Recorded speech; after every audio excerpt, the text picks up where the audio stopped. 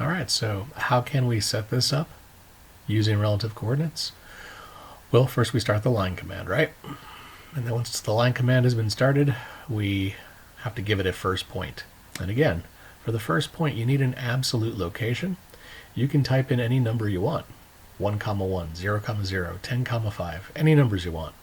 You can even do this. You can even just click, right? You can click on the screen, and when you click, you are telling AutoCAD, hey, here's the point I want to start at. So do what you want for your first point. I'm good with any of those options, okay? And then let's talk about how to get to our next point.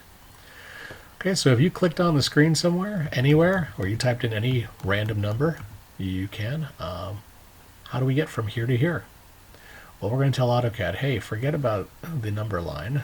Give me from my last point, and that's the @ sign, right? So you type @ and then how much does it change from here to here in the x direction? Well, it changes 3. And how do I know that? Because the dimension up here says this is 3 wide. Okay, so the change in x is 3. I put a comma. And then how much is the change in y from this point to this point? Yeah, the change in y is 0. So after our first point is indicated, we tell it @3, 0, and it'll go 3 inches to the right. Now we're here. We want to go there. So how do we get from there to there? Well, again, we tell AutoCAD, hey, go from the last point. So @. Now, to go from here to here, does the x change? See, it doesn't, right? It's directly above. So if x does not change, the value is going to be 0. Does the y change? Well, from here to here, it says, yeah, the y is 2.5. So @0, 2.5. Now we're here. I want to get to there. So how do I do that? Well, I tell AutoCAD, go from my last point, which is here, and I have to go how far? I have to go 3, right? But remember, if you type in @3, it's going to start here and go 3 inches to the right. See? Positive numbers will bring you to the right or up. If we want to go to the left or down, we're going to use a negative number. So it is at -3. And does the y change from here to here? No, y stays the same. There's no change in the y value. All right, so at -3, 0. And now we're here. We want to get home, right?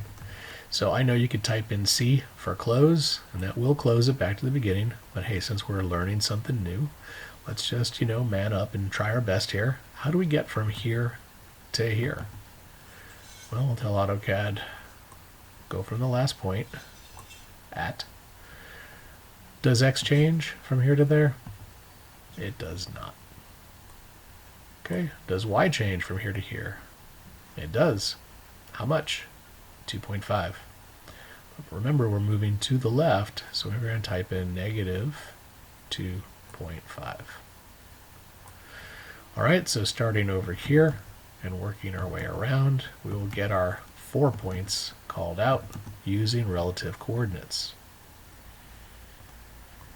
So here we are in AutoCAD, and remember, the beauty of relative coordinates is that we don't have to be tied to the grid or worrying about the number line. So I'm going to start, and it says where do you want to start, and you know what, I'm going to just pick some random place and go click. Okay, so from there, do you remember what we just wrote down? We're going 3 to the right, so @3, 0. And there we went, 3 inches to the right. Where do we start? You know what? I have no idea. And I don't really care. I just knew how far I wanted to go. And AutoCAD took me there. Now I'll type in @0, 2.5, because I'm going to go 2.5 straight up. And now we're good. At -3, 0, I'm going to move to the left 3. And then at -0, at 0, -2.5. And that will bring me back home.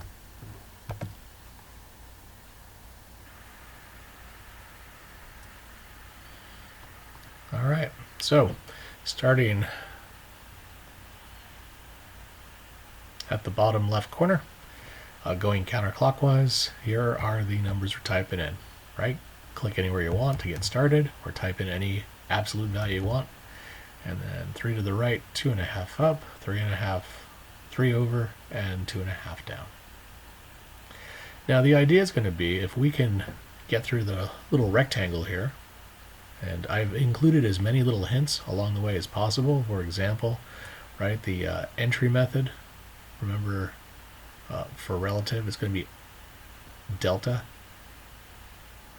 And then over here we have our little compass to remind you up and to the right or down to the left how to handle that, right? What direction you get. We want to try to get through the first assignment, and then let's start this guy. Let's try this one. It's a little more complicated, it's a little more involved, but you should be able to use relative coordinates to work your way around. And again, it's always best to fill in the information, write it out first, and then type it out to make sure what you wrote works correctly. If it doesn't, you can always go back and figure out where you went wrong. Relative, of course, also works if we are working with diagonal lines, right? Because from this point here to this point here, it does change in the x and it changes in the y. So we're not limited to just using vertical lines and horizontal lines. We can make any kind of sloping line, any kind of diagonal line. So try the little diamond here. After that, try our little boomerang shape here, and make sure you can create these using relative coordinates.